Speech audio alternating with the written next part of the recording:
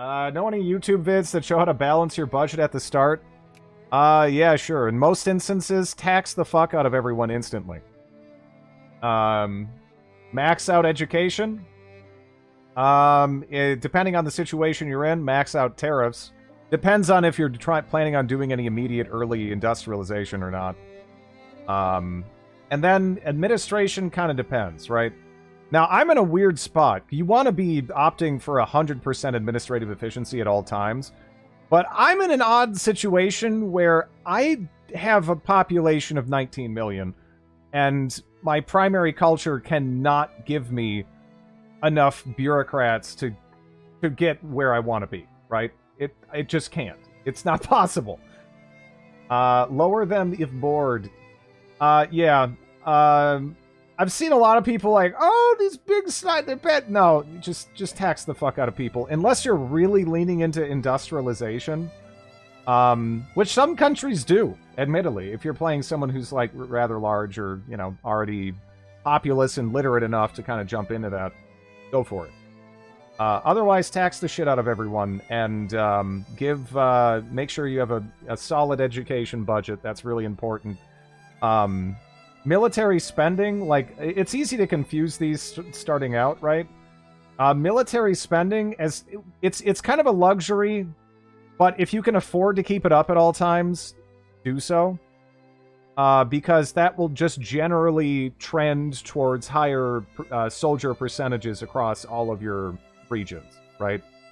Which is nice. You don't have to even use the focus for that, or you can use the focus in addition to that, and it helps you pick out more brigades than you'd otherwise be capable of.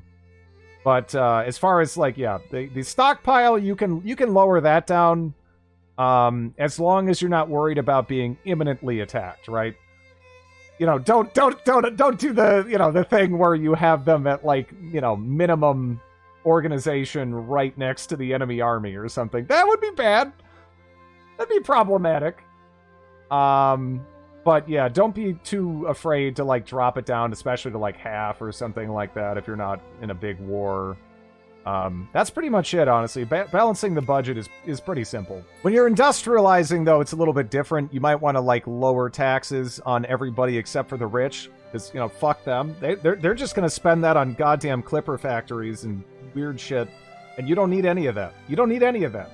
They're just, and then, like, this asshole, he's just going to stuff it into his bed or something. He doesn't do anything with that. So one guy does useless things, and the other guy pretty much does nothing. So you just want to be taxing the shit out of them at all times. But yeah, if you have a bunch of money to spare and you're trying to industrialize, then yeah, you can put taxes and tariffs as low as you're comfortable with. And that will give them more money, and that will help you build up your industry and all that stuff. But depending on who you are and what you're doing, that's definitely not your immediate concern.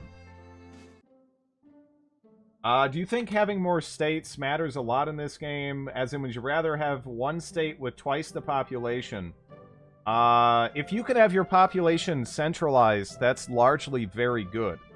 Because that means that your one focus is doing a lot more work, right?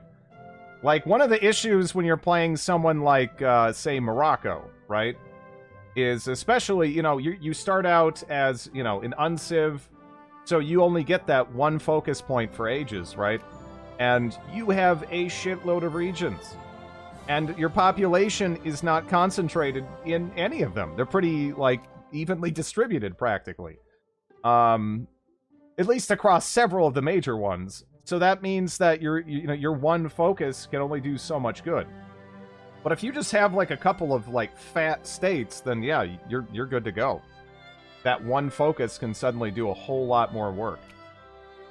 Why'd you start researching ideological thought with only one state? Because it is exceptional for boosting your research point output. But if you don't know how plurality works, which a lot of people don't, I mean, there's like a billion different modifiers that do tons of little things. But if you look at the amount of plurality you get out of ideological thought, it's fantastic. And plurality, as long as you're not already at 100%, is basically just a modifier that acts on your research points.